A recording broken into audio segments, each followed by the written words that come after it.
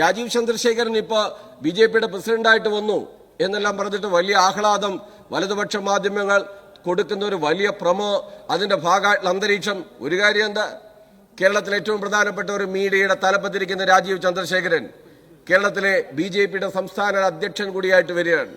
ഒരു പുതിയ തലത്തിലേക്ക് കേരള രാഷ്ട്രീയത്തെ കൊണ്ടുപോകാനുള്ള ശ്രമമാണ്. കേരളത്തിന്റെ വലതുപക്ഷ രാഷ്ട്രീയവും വലതുപക്ഷ മാധ്യമങ്ങൾ ഇരുഭാഗവും സ്വീകരിക്കുന്ന കടുത്ത ഇടതുപക്ഷ വിരുദ്ധതയുണ്ട്. ആ ഇടതുപക്ഷ വിരുദ്ധത അവർ ക്രിട്ടിക്കൽ ഇവാലുവേഷൻ അല്ല, ഒരു പോസിറ്റീവായ വിമർശന രീതിയല്ല. കേരളത്തിലെ ബംഗാളിലെ ഗവൺമെന്റിന് ഒരു ഘട്ടത്തിൽ തകർത്തതുപോലെ ബംഗാളിലെ ഗവൺമെന്റിന് ഇല്ലാതിരുന്ന കുറ്റം ഉണ്ടായിരുന്നില്ല. SUCIക്കാര് ഞങ്ങളെ കമ്മ്യൂണിസം പഠിപ്പിക്കാൻ വരികയാണ്. രാവിലെ നേരത്തെ ഇവിടെ ബഹുമാനപ്പെട്ട പ്രതിപക്ഷ നേതാവ്, നിങ്ങൾ എത്ര തവണയാണ് കേരളം ഭരിച്ചത്? നിങ്ങൾ ബഹുമാനപ്പെട്ട T. സിദ്ദിഖാണ് പറഞ്ഞത്, നിങ്ങൾ 2 തവണ മാത്രമല്ലേ നിങ്ങൾ ഭരിച്ചിട്ടുള്ളൂ. നിങ്ങൾ 57 വന്നു, പിന്നീട് നിങ്ങൾ ഒരു ഘട്ടത്തിൽ വന്നു, കൂടുതൽ ഭരിച്ചത് ഞങ്ങളാണ്. ആ ഞങ്ങളാണ് എന്നതല്ല സർ, ഇടതുപക്ഷം കേരളത്തിൽ തറക്കല്ലിട്ട വികസന പാതയിൽ നിന്ന് ഒരു പരിധിക്കപ്പുറം കേരളത്തിന്റെ വലതുപക്ഷ രാഷ്ട്രീയത്തിന് പോവാൻ കഴിയാത്തത് ഇടതുപക്ഷം ഈ കേരളത്തിന് സമ്മാനിച്ചിട്ടുള്ള അതിന്റെ വികസന അടിത്തറയിൽ നിന്നുകൊണ്ടാണ്. ആ മാറ്റമാണ്. അതിദരിദ്രരില്ലാത്ത സംസ്ഥാനമായിട്ട് കേരളം മാറുന്നു. ഈ ലോകത്തിന് മാതൃകയായി ഇടതുപക്ഷ വികസന ബദൽ എന്താണ്? ഒരു കമ്മ്യൂണിസ്റ്റ് ഗവൺമെന്റ്, ഒരു കമ്മ്യൂണിസ്റ്റ് പാർട്ടി നേതൃത്വം കൊടുക്കുന്ന ഗവൺമെന്റ് അധികാരത്തിൽ വന്നാൽ ആ നാട്ടിൽ എന്താണ് സംഭവിക്കുക എന്നത് EMS മുതൽ പിണറായി വിജയൻ വരെ ഈ കേരളം ഭരിച്ച ഗവൺമെന്റുകൾ ഈ കേരളത്തിനും ലോകത്തിനും നൽകിയിട്ടുള്ള ഇടതുപക്ഷ ഓൾട്ടർനേറ്റീവാണ് കേരളത്തിന്റെ വികസനം എന്നത് നമുക്ക് കാണാൻ കഴിയും. ഞാൻ ഈ ധനവിനിയോഗ ബില്ലിനെ പൂർണ്ണമായിട്ട് പിന്തുണയ്ക്കുകയാണ്.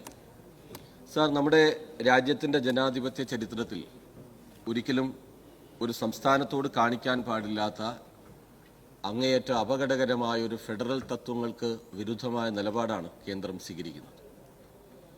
കേരളം എന്നത് BJPയുടെ രാഷ്ട്രീയ താൽപര്യങ്ങൾക്ക് വഴങ്ങുന്നില്ല. മാത്രമല്ല, അവരേറ്റവും വലിയ ശത്രുവായിട്ട് കാണുന്ന കമ്മ്യൂണിസ്റ്റ് പ്രത്യയശാസ്ത്രത്തിന് കീഴിൽ കേരളത്തിലൊരു തുടർഭരണം ഉണ്ടാവുന്നു എന്നത് അവർക്ക് വലിയ അസ്വസ്ഥതയും ആശങ്കയാണ് ഉണ്ടാക്കുന്നത്.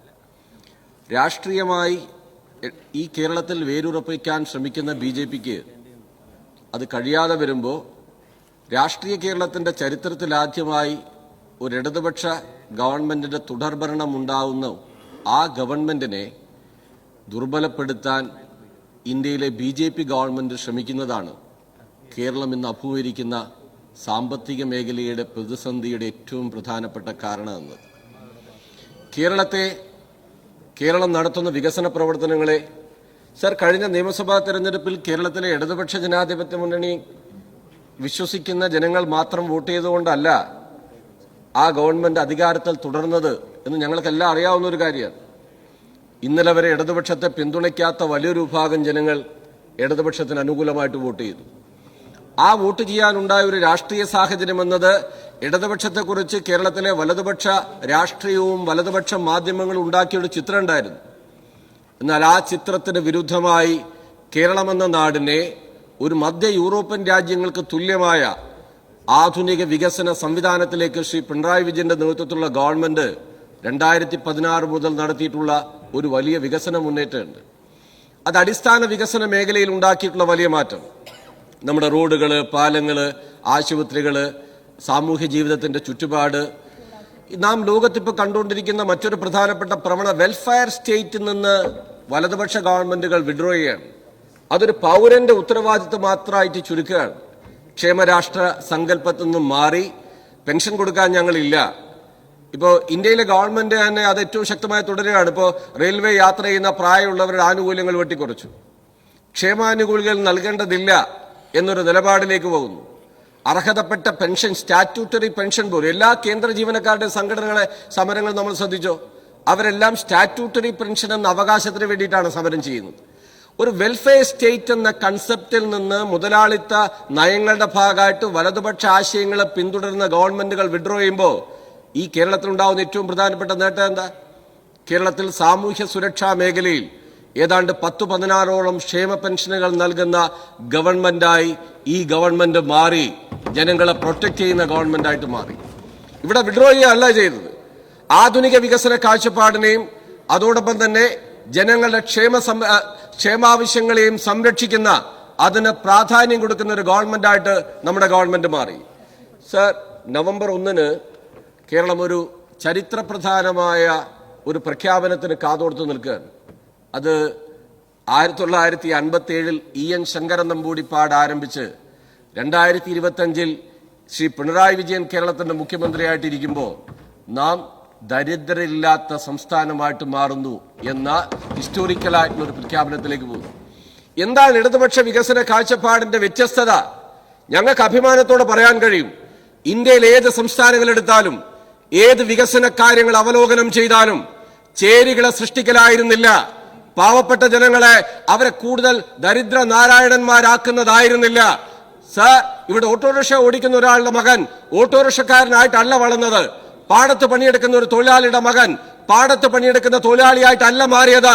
അതാണ് EM ശങ്കരൻ നമ്പൂതിരിപ്പാട് ആരംഭിച്ച് 57 അടിത്തറയിട്ട ആ ഗവൺമെന്റിന്റെ വികസന നേട്ടങ്ങളെ വിദ്യാഭ്യാസ, ആരോഗ്യ, ഭൂപരിഷ്കരണ പരിഷ്കാരങ്ങളുടെ ഭാഗമായി ഇവിടെ നല്ലതുപോലെ പഠിച്ച് ഏത് ശ്രേണിയിലും സർക്കാർ ജീവനക്കാരനാവാം, ഡോക്ടറാവാം, എഞ്ചിനീയറാവാം, സംരംഭകരാവാം, നല്ല വിദ്യാഭ്യാസത്തിലൂടെ മെച്ചപ്പെട്ട ജീവിത സാഹചര്യങ്ങളിലേക്ക് മാറി.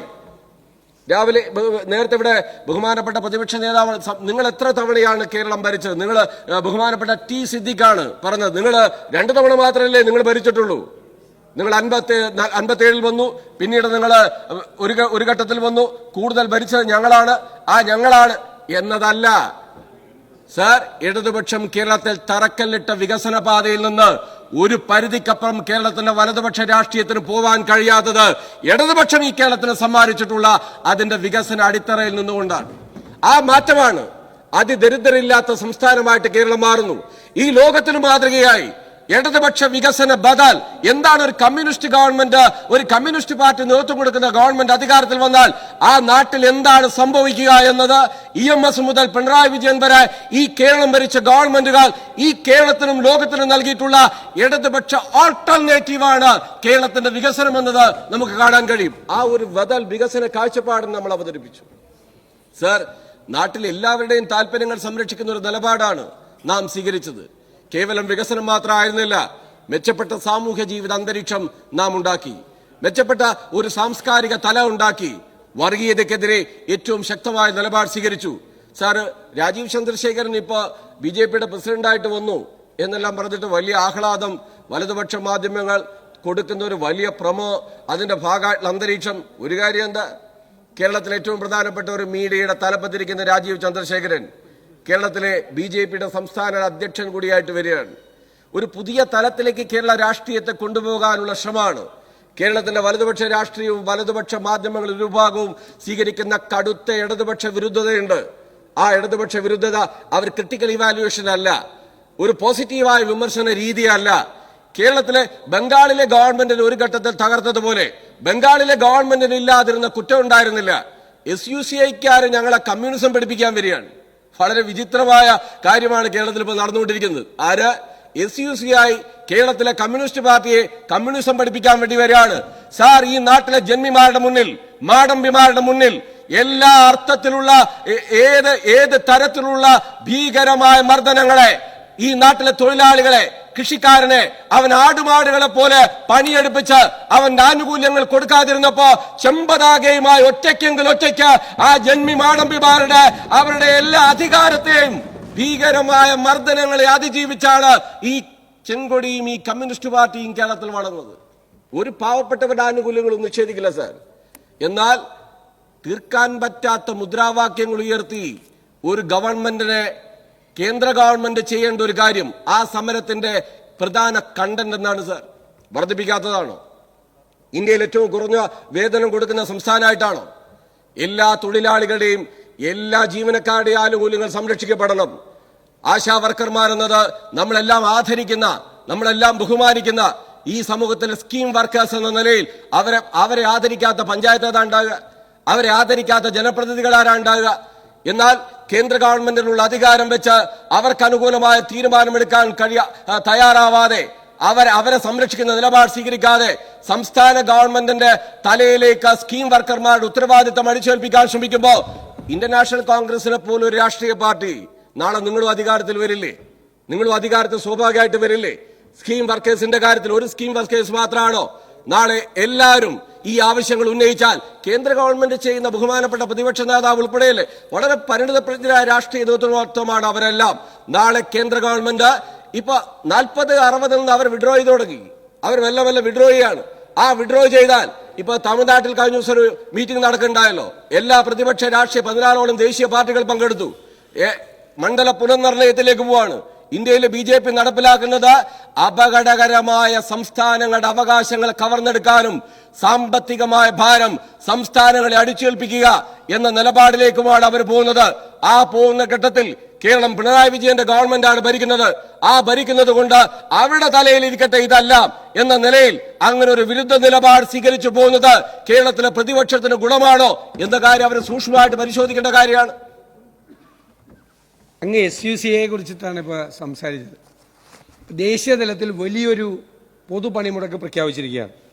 ആ പൊതുപണിമുടക്ക് പ്രഖ്യാപിച്ചിരിക്കുന്നത് ദേശീയ തലത്തിലെ പ്രധാനപ്പെട്ട ട്രേഡ് യൂണിയനുകളാണ്. അതിൽ ഒപ്പുവച്ചിരിക്കുന്നത് ആദ്യം INTUC, പിന്നെ AITUC, പിന്നെ HMS, പിന്നെ CITU, പിന്നെ AIUTUC. AIUTUC എന്ന് പറഞ്ഞാൽ SUCയുടെ തൊഴിലാളി സംഘടനയാണ്. അപ്പോൾ തൊഴിലാളികൾക്ക് വേണ്ടി ദേശീയ തലത്തിൽ എല്ലാവരും ഒരുമിച്ച് നിന്നുകൊണ്ടാണ് ഇപ്പം അങ്ങ് പറഞ്ഞ BJP സർക്കാരിൻ്റെ തൊഴിൽ നയത്തിനെതിരായിട്ട് പോരാടുന്നത്. ഇപ്പോൾ പാവപ്പെട്ട തൊഴിലാളികൾ സമരം ചെയ്യുമ്പോൾ അവരുടെ ഒരു സംഘടന സമരം ചെയ്തു, ന്യായമാണ് എന്ന് തോന്നിയപ്പോൾ, അത് ശരിയായ ഒരു ആവശ്യമാണ് എന്ന് തോന്നിയപ്പോൾ ഞങ്ങളതിന് പിന്തുണ കൊടുത്തു. അതിൽ എന്ത് തെറ്റാ? ഞങ്ങളുടെ MP-മാരെന്താ ചെയ്യുന്നത്? ഡൽഹിയിൽ കേന്ദ്രത്തിന്റെ ഇൻസെന്റീവ് കൂട്ടണം എന്ന് ആവശ്യപ്പെട്ടുകൊണ്ട് അവർ സമരം ചെയ്യുക. ഞങ്ങളിവിടെ നിങ്ങളോട് റിക്വസ്റ്റാണ് ചെയ്തത്. ഞാൻ മുഖ്യമന്ത്രിയെ നേരിട്ട് കണ്ട് റിക്വസ്റ്റ് ചെയ്ത് ഒന്ന് പരമാവധി സഹായിക്കുക, അത് പ്രശ്നം തീർക്കുക. നമ്മൾ 10 കൊല്ലം മുമ്പ് ഇവിടെ ഇളമരം കരീം ആവശ്യപ്പെട്ടിരുന്ന ഒറ്റ കാര്യമാണ് ഇത് തന്നെ, 10,000 രൂപയെങ്കിലും ആക്കണമെന്ന്. അതിപ്പോൾ 10 കൊല്ലം കഴിഞ്ഞപ്പോൾ അവരാവശ്യപ്പെട്ടപ്പോൾ ഞങ്ങൾ പിന്തുണ കൊടുത്തെന്ന് മാത്രമേ ഉള്ളൂ. അങ്ങനെയൊക്കെ എന്ത് തെറ്റാണ് അതിനകത്ത് പറയാൻ പറ്റുന്നത് ഞങ്ങളുടെ ഭാഗത്തുനിന്ന്? സാർ, അത് ഞാൻ ഉന്നയിച്ച കാര്യം SUCI ഞങ്ങളെ കമ്മ്യൂണിസം പഠിപ്പിക്കാൻ വരണ്ട എന്നുള്ളൊരു ഭാഗമാണ് ഞാൻ പറഞ്ഞത്. SUCI ഞങ്ങളെ കമ്മ്യൂണിസം പഠിപ്പിക്കുകയാണ്, ആ ഭാഗം പറഞ്ഞു. ഒപ്പം ഞാൻ പറയുന്ന പ്രധാനപ്പെട്ട കാര്യം, കേന്ദ്രം ചെയ്യേണ്ട ഒരു ഉത്തരവാദിത്വം, നാളെ UDF കേരളം ഭരിച്ചാലും ഇങ്ങനൊരു ആവശ്യം സ്കീം വർക്കേഴ്സ് ഉന്നയിച്ചാൽ നിങ്ങൾക്കത് നടപ്പിലാക്കാനുള്ള ബുദ്ധിമുട്ടുണ്ടാവും. കേന്ദ്രമാണ് അത് വർദ്ധിപ്പിക്കേണ്ടത്. വർദ്ധിപ്പിച്ചാൽ ഇവിടെ സ്വാഭാവികമായിട്ടും വർദ്ധിപ്പിക്കും. ആ വർദ്ധിപ്പിക്കണമെന്ന നിലപാട് സ്വീകരിക്കുന്നതിന് പകരം സ്കീം വർക്കേഴ്സിൽ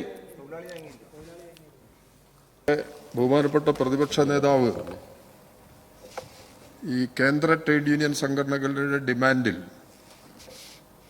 ഈ SUCIയുടെ തൊഴിലാളി വിഭാഗം അണിനിരക്കുന്നതിനെ സംബന്ധിച്ചാണ് സൂചിപ്പിച്ചത്. ഇടതുപക്ഷ ട്രേഡ് യൂണിയനുകളും INTUC ഉൾപ്പെടെയുള്ള ട്രേഡ് യൂണിയൻ സംഘടനകളും ഈ അഖിലേന്ത്യാ സമരത്തിലുണ്ട്. ആ അഖിലേന്ത്യാ സമരത്തിൽ ഉന്നയിച്ച ഡിമാൻഡും ഇവിടെ അവർ ഉന്നയിക്കുന്ന ഡിമാൻഡും വ്യത്യസ്തമാണ്. അഖിലേന്ത്യാ തലത്തിൽ ഉന്നയിച്ചിട്ടുള്ള എല്ലാ ഡിമാൻഡിനോടും കേരളത്തിലെ ഇടതുപക്ഷ ജനാധിപത്യ മുന്നണി ഗവൺമെന്റിന് യോജിപ്പാണുള്ളത്. ആ യോജിപ്പിന്റെ ഭാഗമാണ് ഞാൻ നേരത്തെ ഇവിടെ ഒരു സബ്മിഷൻ അവതരിപ്പിച്ച സമയത്ത്, ചോദ്യം ഉന്നയിച്ച സമയത്ത് ഞാൻ പറഞ്ഞു, അവിടെ ഈ ദേശീയ തലത്തിൽ ഈ പണിമുടക്കിലേക്ക് പോകുമ്പോൾ ഈ പണിമുടക്കിന്റെ മുദ്രാവാക്യങ്ങളിൽ ഇപ്പോൾ ഉദാഹരണത്തിന് തൊഴിലുറപ്പ് ഡിമാൻഡ് 600 രൂപയാണ്. മിനിമം വേജ് അല്ല ആവശ്യപ്പെട്ടിരിക്കുന്നത്. 600 രൂപ ഒരു ദിവസം കൂലി കൊടുക്കണം, 200 തൊഴിൽ ദിനങ്ങൾ അനുവദിക്കണം എന്നുള്ളതാണ്. അത്തരം ഡിമാൻഡുകൾ ഉയർത്തി ദേശീയ തലത്തിൽ നടത്തുന്ന പണിമുടക്കിന് 100% പിന്തുണയാണ് ഇടതുപക്ഷ ജനാധിപത്യ മുന്നണി ഗവൺമെന്റിനുള്ളത്. എന്നാൽ ഇവിടെ ആശാവർക്കർമാരുടെ സമരവുമായി ബന്ധപ്പെട്ട് ഇതിന് താരതമ്യമില്ലാത്തതാണ് എന്നുള്ള കാര്യം കൂടി പറയണം. കേന്ദ്ര ട്രേഡ് യൂണിയൻ സംഘടനയായ INTUC പോലും ആ സമരത്തോട് യോജിക്കുന്നില്ല. അതാണ് കേരളത്തിന്റെ യാഥാർത്ഥ്യം. സാർ, ബഹുമാനായ രാമേഷ് ചേട്ടനും പറഞ്ഞ കാര്യം ബഹുമാനപ്പെട്ട പ്രതിപക്ഷ നേതാവ് പറഞ്ഞതും യഥാർത്ഥ പോയിന്റിലേക്കാണ് അദ്ദേഹം പറഞ്ഞത്. ദേശീയ തലത്തിലെ BJPയുടെ സംഘപരിവാറിന്റെ ഈ ഓട്ടോക്രസിക്കെതിരെ ഇന്ത്യയിലെ തൊഴിലാളി സംഘടനകളെല്ലാം യോജിച്ചു നിൽക്കുന്നു. ഞങ്ങൾ പറയുന്ന പ്രധാനപ്പെട്ട പോയിന്റ് എന്താ? ഈ പോയിന്റ് പറയുന്നതിന് പകരം കേരളത്തിലെ സ്കീം വർക്കേഴ്സിന്റെ ഒരു സ്കീം വർക്കേഴ്സ് അല്ല ഉള്ളത്. അംഗൻവാടിയുടെ പ്രശ്നങ്ങൾ സ്വാഭാവികമായിട്ട് ഉയർന്നു വരികയാണ്. കേന്ദ്രം ഇങ്ങനെ വിഡ്രോ ചെയ്ത് പോയാൽ സ്വാഭാവികമായിട്ടും ഇവരെ അതിന്റെ മർമ്മപ്രധാനമായ പോയിന്റ് എന്താണ് സാർ? ഇവരെ തൊഴിലാളികളായിട്ട് അംഗീകരിക്കണം. ആ തൊഴിലാളികളായിട്ട് അംഗീകരിക്കാൻ തയ്യാറല്ല കേന്ദ്രമന്ത്രി. അവരുടെ സമരപന്തലിലേക്ക് പോയിട്ട് അവർക്ക് ഈ ഉറപ്പ് കൊടുക്കുന്നില്ല, അതിന് സഹായകരമായ നിലപാട് സ്വീകരിക്കുന്നില്ല. ആരോഗ്യമന്ത്രി കാണാൻ പോകുന്നു, ആരോഗ്യമന്ത്രിയെ സംസാരിക്കാൻ അവർ ആദ്യഘട്ടത്തിൽ തയ്യാറാവുന്നില്ല. ഇങ്ങനെ വന്നാൽ സംസ്ഥാനങ്ങളോട് ഒരു സൗഹൃദ മനോഭാവത്തിലുള്ള ഭരണരീതി അല്ല സ്വീകരിക്കുന്നതെങ്കിൽ എങ്ങനെയാണ് സംസ്ഥാനങ്ങൾക്ക് മുന്നോട്ട് പോകാൻ കഴിയുന്ന ഒരു സാഹചര്യം ഉണ്ടാകുക? ഈ സാഹചര്യത്തെ ബഹുമാനപ്പെട്ട പ്രതിപക്ഷം അഡ്രസ് ചെയ്യേണ്ടതല്ലേ എന്ന ചോദ്യമാണ് ഞാൻ പ്രധാനമായിട്ട് ചോദിക്കുന്നത്. അതിന്റെ അവരുന്നയിക്കുന്ന മുദ്രാവാക്യം ശരിയല്ല, അല്ലെങ്കിൽ അവരുന്നയിക്കപ്പെടുന്ന കേരളത്തിലോ എവിടെയാണെങ്കിലും തൊഴിൽ ചെയ്യുന്നവർക്ക് അവരുടെ അവകാശങ്ങൾ ഉന്നയിക്കാനുള്ള അവകാശമുണ്ട്. ആ അവകാശത്തെ സ്വാഭാവികമായിട്ട് പ്രതിപക്ഷം പിന്തുണയ്ക്കുക എന്നുള്ളത് നിങ്ങളുടെ രാഷ്ട്രീയമായ താല്പര്യത്തിന്റെ ഭാഗമാവാം. നിങ്ങൾ എന്തെങ്കിലും അപരാധം ചെയ്തു എന്നുള്ളതല്ല ഇവിടെ പ്രശ്നം. അടിസ്ഥാനപരമായ പ്രശ്നങ്ങൾ കാണാതെ കേവലമായതിന്റെ യുക്തിയിൽ വെച്ച് ഒരു ഗവൺമെന്റിനെ ആക്ഷേപിക്കുന്നത് ശരിയല്ല എന്ന നിലയിലുള്ള കാര്യമാണ് പ്രധാനമായിട്ടും നമുക്കിവിടെ കാണുക. തൊഴിലാളികൾ എന്ന അവരുടെ ഏറ്റവും പ്രധാനപ്പെട്ട ഒരു പോയിന്റ് അംഗീകരിക്കാൻ കേന്ദ്ര ഗവൺമെന്റ് സന്നദ്ധമാവുന്നതേ ഇല്ല. ആ സന്നദ്ധമാവാത്ത കാര്യം ചൂണ്ടിക്കാണിക്കുന്നതിന് അവർക്കും വലിയ താല്പര്യം സ്വാഭാവികമായിട്ട് കാണുന്നുമില്ല. സാർ, ലക്ഷ്യം എന്നത് ഒരു മഴവിൽ സഖ്യമായി രൂപപ്പെട്ട് കേരളത്തിലെ ഇടതുപക്ഷ ജനാധിപത്യ മുന്നണി ഗവൺമെന്റിനെ, ആ ഗവൺമെന്റിന്റെ രീതികളെ വളരെ ഫലപ്രദമായി ഗവൺമെന്റിനെ അപകീർത്തിപ്പെടുത്താനുള്ള ഭാഗമായിട്ടാണ്, ഗവൺമെന്റിനെ അപകീർത്തിപ്പെടുത്തുക എന്ന നീക്കത്തിന്റെ ഭാഗമായിട്ടാണ് ഇങ്ങനൊരു നീക്കങ്ങൾ പ്രധാനമായിട്ട് ഇവിടെ ഉയർന്നു വരുന്നത് നമുക്ക് കാണാൻ കഴിയും. ഒരു തൊഴിലാളി സമരത്തെയും അവഗണിക്കുകയോ ആ തൊഴിലാളികളെ മോശമായി ചിത്രീകരിക്കുകയോ ചെയ്യുന്ന കാര്യം LDF ഗവൺമെന്റിന്റെ ഒരു ഭരണകാലത്തും കേരളത്തിൽ ഉണ്ടായിട്ടില്ല. വസ്തുതകളും യാഥാർത്ഥ്യങ്ങളും മറച്ചു വെച്ചുകൊണ്ട് ഈ ഇന്ത്യയിൽ ഏറ്റവും കൂടുതൽ അവർക്ക് ഓണറേറിയം കൊടുക്കുന്ന ഒരു സ്റ്റേറ്റ് ആയിട്ട് പോലും ആ സ്റ്റേറ്റിനെ ജനങ്ങളുടെ മുന്നിൽ അപകീർത്തിപ്പെടുത്താനുള്ള നീക്കത്തിന്റെ ചിത്രമാണ് സാർ ഞങ്ങൾ ഇതിന്റെ ഭാഗമായി സൂചിപ്പിച്ചത്. സാർ, കേരളം എന്നത് എല്ലാവരുടെയും താല്പര്യങ്ങൾ സംരക്ഷിക്കുന്ന ഒരു ഗവൺമെന്റാണ്. ആ ഗവൺമെന്റ് ഒരു തുടർഭരണത്തിലാണ് മുന്നോട്ട് പോകുന്നത്. ബഹുമാനപ്പെട്ട ടി സിദ്ദിഖ് ഇവിടെ സംസാരിക്കുമ്പോൾ പറഞ്ഞു, ഈ ഗവൺമെന്റ്, ബഹുമാനപ്പെട്ട പ്രതിപക്ഷ ഉപനേതാവ് കുഞ്ഞാലിക്കുട്ടി സാഹിബ് ഇവിടെ സംസാരിക്കുമ്പോൾ പറഞ്ഞു, BJP വോട്ട് കൂടിയിട്ടാണോ നിങ്ങൾ വീണ്ടും അധികാരത്തിൽ തുടരാൻ കഴിയുക, അല്ലെങ്കിൽ അവരുടെ വോട്ട് വർദ്ധിപ്പിച്ചിട്ടാണോ എന്ന രാഷ്ട്രീയമായ ചോദ്യം ഇതിന്റെ ഭാഗമായി ചോദിക്കുകയുണ്ടായി. സാർ, അതൊന്നും അല്ല. ഈ കേരളം എന്ന നാടിന്റെ മതനിരപേക്ഷ ജനാധിപത്യ സംരക്ഷണത്തെയും അതിന്റെ ഭാഗമായുള്ള വികസന കാഴ്ചപ്പാടിനെയും ഏറ്റവും ഫലപ്രദമായി മുന്നോട്ട് കൊണ്ടുപോകുന്ന ഈ ഗവൺമെന്റ് നടത്തുന്ന വികസന നേട്ടങ്ങളെ മുഖവിലക്കെടുത്തുകൊണ്ട് എല്ലാ വിഭാഗത്തിലും പെട്ട ജനങ്ങൾ ഈ ഗവൺമെന്റിനെ പിന്തുണയ്ക്കുക തന്നെ ചെയ്യും. അതാണ് ഞങ്ങളുടെ ആത്മവിശ്വാസം. ഈ ഗവൺമെന്റ് തുടരുമെന്ന് സൂചിപ്പിച്ച് ധനബില്ലിനെ പിന്തുണച്ച് ഞാൻ അവസാനിപ്പിക്കുകയാണ്.